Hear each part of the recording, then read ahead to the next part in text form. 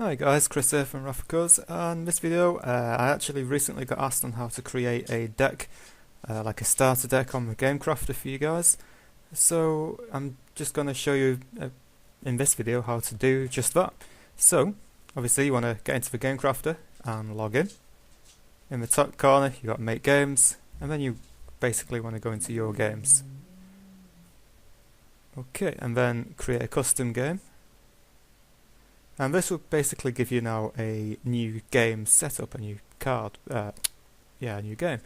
So obviously you can add things here to your game, and then to get into your details and everything, basically you want to edit these details. So if you go into there first, and basically this is where you will choose your pricing setup and the details of your game, like the name, the title. We'll just very quickly go through some of this. So if you use automatic price, and that will basically let the Game Crafter automatically price it for you. If you choose no, you can choose how much you want to set for your customers. So I think the cheapest you want to go is about $11.99, if I do believe, but you can come back to this anyway. You've got how much the Game Crafter will take off you and how much profit you make on a starter deck. Now these are not true. These numbers will decrease when you start adding components to your game. Then you've got a few images you can add to your game. I won't upload any at the moment because they take quite a while routing from a computer for these files. And then here you want to put the name of your game, so like Wrath of Course Starter Deck 21. It should be 1. And then basically this edition is like a little subtitle to your game, so you could just put, I don't know,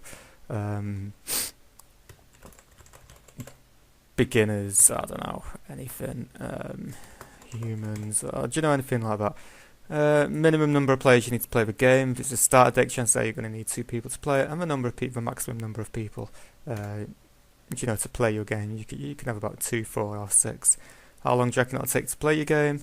You know, what age rating, 12 plus, 18 plus. And then these ones here, these are like the customization for your cards, external coating. So obviously I always have UV coating on this. Linen texture, I've not noticed much of a difference with linen texture, but if your customers don't mind paying a little bit more, then you might as well have it yes. If you want to keep your game a bit on the cheaper side, I'd choose no. It's 25 cents extra a sheet. This is all basically the how you want to present your game in Word in form of Word. So basically, you could just add descriptions, and then down here you've just got your censorship, your reviews, and the description of your game. So now going back to actually adding stuff to your game, we're gonna start off by adding a box. So you need a box, obviously. Unless you want to be a little bit unpresentable. Obviously adding a box to your game will decrease the profit you make on said game. And then here basically you've got a big list of different types of boxes you can use to create for your product. Now by default, if you're going to make a starter deck, you're going to want to be using the poker boxes. And these come in different quantity. So like a hook box is basically your booster pack. If your deck is going to have about 50 cards in it, you can just use the 54 card one, because that will then give you space to add like a little like a booklet in your product. Or if you're going to have more cards, you can choose the 90 card one, and so on and so forth. If you're making bigger cards, obviously if you start to use like turret sized cards, you'll need to use the turret sized boxes, or boxes which are bigger than the turret size one. So it's pretty simple really. For this instance I'm going to use let's have a look. So you could buy like a turret tuck box and basically add poker cards to it. Which one did I need? So let's pick the 90, and then you'll come to this here.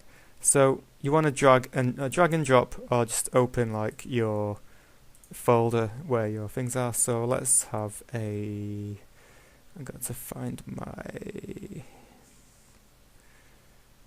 where's it gone?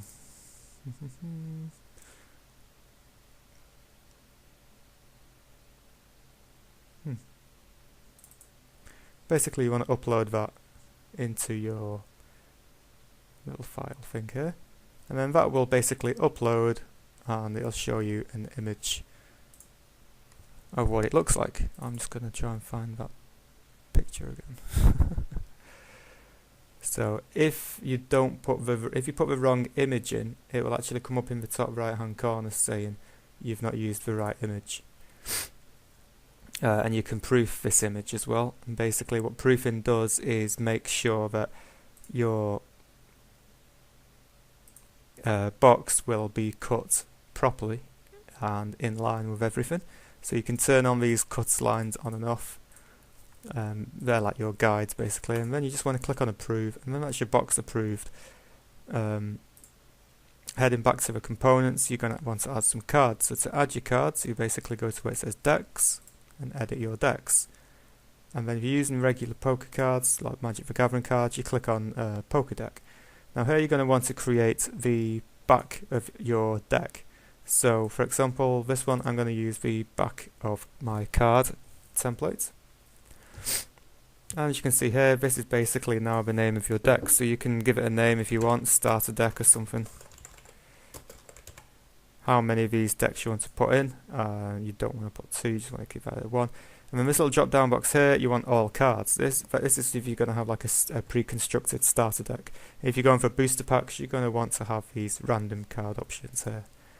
Okay, and then you want to proof the back of your card to make sure that everything is in line. Now again, you can turn these cut lines on and off, and you just want to approve that. And then you want to edit some cards.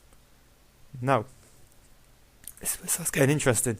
So you want to click it, add more. You can add, let's say for example these few here, and then once you add them and open them, they will start uploading into your product. Now you're going to make sure these are uploaded properly. As you can see, they're disappearing from this green box here and then reappearing in the top one. Now while they're adding, I'll just quickly go through. So this is basically one card here now. What you need to do is obviously you can leave it with a name. How many of this card you want to put in a deck? So obviously you can go up and down with that, or you can decrease the number. And then the back. Basically, this is how you make double-sided cards. If you want all your cards to have like the same back, you can just keep that on deck. If you want it to be like a flip card, you click on that card, and then you've got one for the face and one for the back. And then you need to basically proof every single one of these.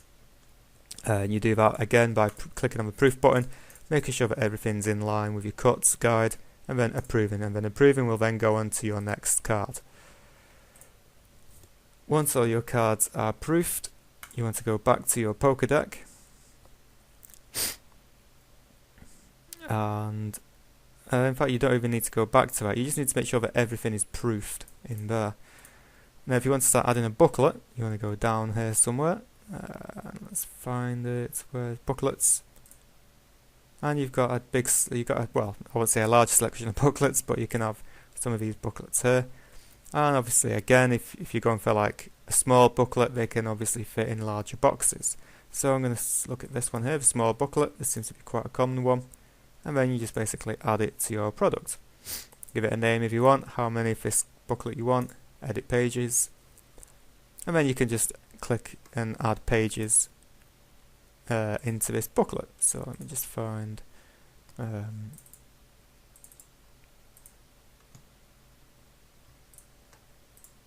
so you can upload as many pages as you want. This is the wrong sized file. That's what I meant before in the top right corner. If it's the wrong image size, it will warn you and not put it in.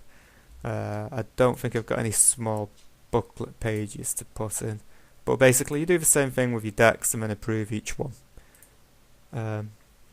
Anything else you want to add, if you want to add dice, boards, any type of mats, punch outs, but obviously the more of these you add, the more it costs to create the game, and then the more it costs, the less you get in profit, should I say.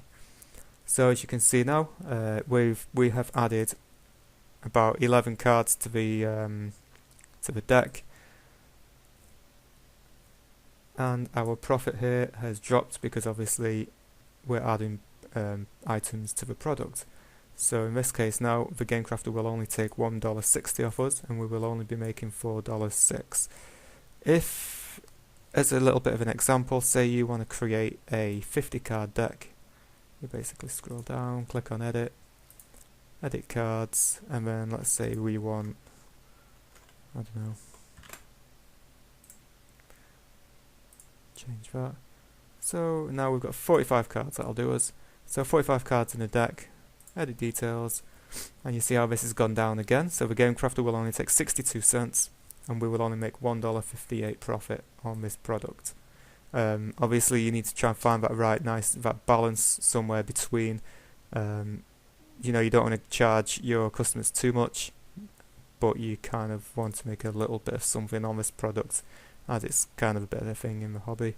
The price also has to be rounded to the nearest $0.99. So if the cost of your game costs $9.79, the lowest you can have that product is for $9.99. And again, that's static for 99, so your decks will always end in a price of $0.99. So for example, say you wanted to charge almost $20, you just put $19.99, and then obviously that automatically adjusts these two values here.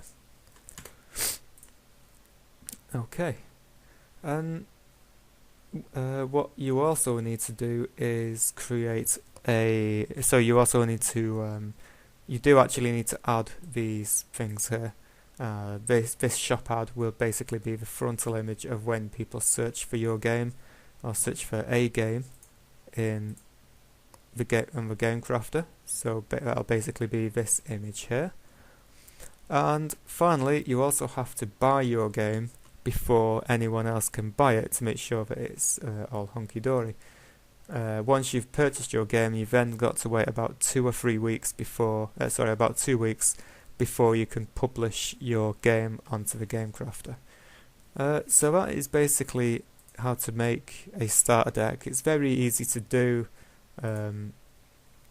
You know, you can add images. You know, I've not put any text in or out, but you know, once you start adding stuff to the deck, to the product and the your post on the Game Crafter, it will all start appearing here. These are your cool factors, and obviously all your images, how long it takes to play, how many players you need, age rating, and so on and so forth. That's everything, guys. I mean, I did get asked to make this video once before. In fact, it was only this week. I mean, it's a very easy thing to do. It's nothing too hard. Obviously, you can see all of your games and whatnot. So yeah, that's basically it, guys. So I hope you enjoyed the video. I hope it was somewhat formal, informative for you guys. This is supposed to be a quick video, so I mean, if this is only really aimed at people who are new to the Game Crafter, obviously, if you've used it before, it won't be of much use to you. But yeah, that's it. Just have a mess around, add things, delete things, check how much it costs, buy it, and then publish it to the Game Crafter. And all the best with everybody's future products. So yeah, guys, thanks a lot for watching. I'll see you in my next video.